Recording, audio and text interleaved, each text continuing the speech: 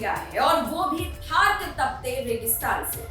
महाजन field firing range में 3 दिन तक चली integrated fire exercise sentinel strike इसने साबित कर दिया है कि भारत की जमीनी और हवाई ताकत अब किसी भी मोर्चे पर एक साथ सटीक प्रहार करने को तैयार है।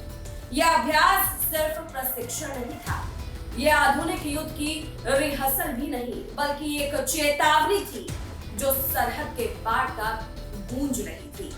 देखिए ये रिपोर्ट। थार की इस वीरान रेत पर जब सन्नाटा टूटा तो वो तोपों की दहाड़ से टूटा।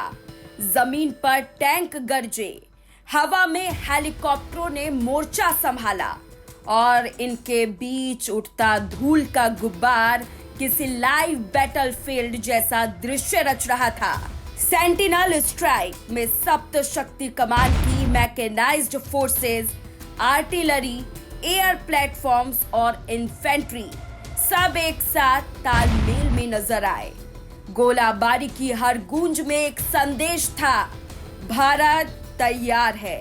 अटैक हेलीकॉप्टर, तोपे, अजय, T-72 टैंक और VMP जैसे अनेक फोर्स, मल्टीप्लायर और बहुउपयोगी के साथ साथ स्वदेशी रूप से निर्मित लंबी रेंज हवाई और जमीनी प्रणालियां ने सर्विलांस आर्किटेक्चर के रूप में तालमेल पूर्ण तरीके से संचालन किया। और ये एक्टिविटी आप जो देख रहे हैं, ये आज की जो नई हमारी न्यू नॉर्मल है उसके ऊपर ये बनाया गया है, क्योंकि न्यू नॉर्मल के मुताबिक कभी भी हमारे देश के अंदर आतंकवादी हमला होगा तो उसको एक लड़ाई का एक्ट माना जाएगा। काउंटर आर्म जो अनआर्म्ड वॉरफेयर है वो भी आगे काफ़ी पहले से बढ़ चुका है, जैसे कि आपने रशिया यूक्रेन में भी देख रहे हैं और सिंदूर 1 में भी देखा गया था किस तरह से ड्रोन्स के अटैक हमारे एरियाज़ के अंदर आए थे। तो इसी को मद्देनजर रखते हुए हमारी जो इंडियन आर्मी है बहुत से स्टेप ले रही है। सबसे पहले तो इक्विपमेंट हमारे के अंदर अभी आपने देखा कितने ड्रोन हम ले चुके हैं, उसमें सर्वेलेंस ड्रोन्स हैं, अटैक ड्रोन्स हैं और काउंटर ड्रोन सिस्टम्स हैं जो कि हमारे सभी यूनिट्स के अंदर दिए जा चुके हैं। साथ ही साथ ऑर्गेनाइजेशन को चेंज करा जा रहा है। हर एक इन्फेंट्री डाल के अंदर एक अश्विनी प्लेटून आई गई है जो कि ड्रोन्स और काउंटर ड्रोन का कार्रवाई करेगी। उन प्लेटून की भी ट्रेनिंग स्कूल्स खुल चुके हैं, उनकी ट्रेनिंग चल रही है और वो भी इस काबिलियत को ऑब्जॉर्व कर रहे हैं ताकि आने वाले समय पे ये इक्विपमेंट पूरी सॉल्व हो जाए। उसी मुताबिक आर्मर्ड रेजिमेंट, आर्टी रेजिमेंट्स के अंदर बहुत से चेंजेस आ रहे हैं। जैसे कि आपने सुना होगा, हमारे चीफ साहब ने बोला है देवास्त्र बैटरी आ रही है और शक्ति बान बटालियन आ रही हैं जो कि बहुत लॉन्ग रेंज तक लॉइटर मिशन का यूज़ करेंगे और जिस तरह की भी हमारी होगी हमारी क्षमता को आगे लेके जाएंगे। तो बोथ इक्विपमेंट भी आ रही है और ट्रेनिंग के लिए हमारी ऑर्गेनाइजेशन भी नई तैयार हो रही है ताकि जैसे जैसे समय आगे बढ़ेगा एक काबिलियत हम अपने इंडियन आर्मी के अंदर उसको हासिल करेंगे।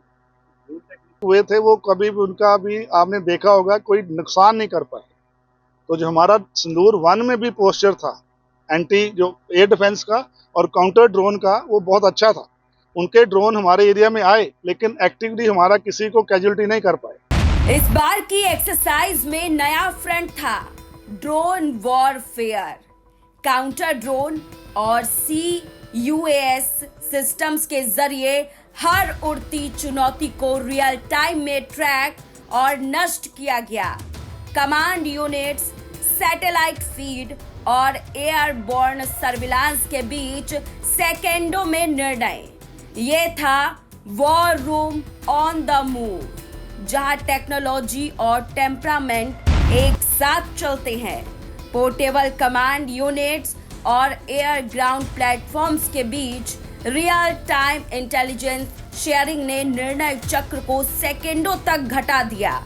यहाँ के हर दृश्य आधुनिक युद्ध की भाषा बोलती टेक्नोलॉजी और कड़ा प्रशिक्षण तालमेल साफ तौर पर दिख रहा था। टैंक, VMP आर्टिलरी और हमले के हेलीकॉप्टरों ने सिंक्रोनाइज मार्च और फायरिंग, और सबसे अहम हर फायरिंग हर टारगेट पर स्वदेशी हथियार प्रणालियां। टैंक, VMP आर्टिलरी और हमले के हेलीकॉप्टरों ने सिंक्रोनाइज मार्च और फायरिंग वाले इस युद्धाभ्यास में स्वदेशी प्रणालियों को प्रमुखता दी गई, जो आत्मनिर्भर भारत की दिशा में एक ठोस संकेत है। हमारे एरिया के अंदर हमारे 3 सिस्टम और बीएसएफ के 2 सिस्टम लगे हुए हैं, जो कि बॉर्डर के ऊपर जो नार्को टेररिस्ट को रोकते हैं, और आए दिन उसके लिए उसका सक्सेस होता है। बीच बीच में हमारे उनके ड्रोन को पकड़ रहे हैं और जॉइंटली हम और बीएसएफ इसके लिए कार्रवाई कर रहे हैं। सर सैन्य अभी तो पूरा फोकस एटलीस्ट आर्मी के अंदर मैं बताना चाहूँगा, बहुत से सिस्टम मैक्सिमम हमारे आत्मनिर्भर भारत के सिस्टम हैं।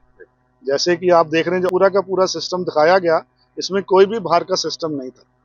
तो हमारे जो कोशिश रहती है कि हमारा मैक्सिमम यूटिलाइजेशन हमारे सिस्टम पे हो, क्योंकि अगर लड़ाई लगती है, आपने देखा लॉन्ग टर्म लड़ाई लगेगी तो अपने देश की काबिलियत के अंदर भी हमारे को भरोसा हो सकता है। उसके ऊपर ही हमारा फोकस है और कोशिश की जा रही है जो भी छोटे मोटे पार्ट्स हैं इक्विपमेंट के जो बाहर से आ रहे हैं, उनको भी हम खुद अपने लेवल इंडिजनाइज करें और उनको बदली करें, ताकि हम बाहर की जो पावर के ऊपर, मिलिट्री पावर के ऊपर हमें डिपेंड नहीं करना।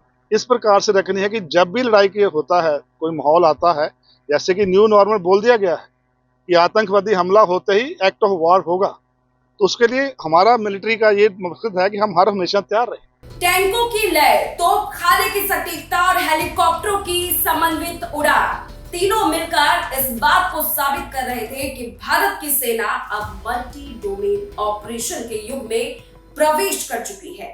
सर्विलांस आर्किटेक्चर से लेकर फायर कमांड तक हर डेटा लिंक एक ही उद्देश्य पर टिका था: तेज प्रतिक्रिया, सटीक वार और पूर्ण वर्चस्व। पाकिस्तान सीमा से कुछ ही किलोमीटर दूर हो रहे इस महायुद्ध अभ्यास का संदेश साफ था। भारत अब सिर्फ डिफेंसिव पोजीशन पर नहीं, हम आक्रामक भी है, सक्षम भी और तैयार भी। 3 दिन की ये आग और लोहे की परीक्षा ने बता दिया कि भविष्य का युद्ध अब अकेले मशीनों से नहीं, बल्कि समन्वय से जीता जाएगा। और वो समन्वय महाजन की रेत पर आज दिख चुका है। तो फिलहाल इस रिपोर्ट में बस इतना ही। मुझे दीजिए इजाजत। नमस्कार।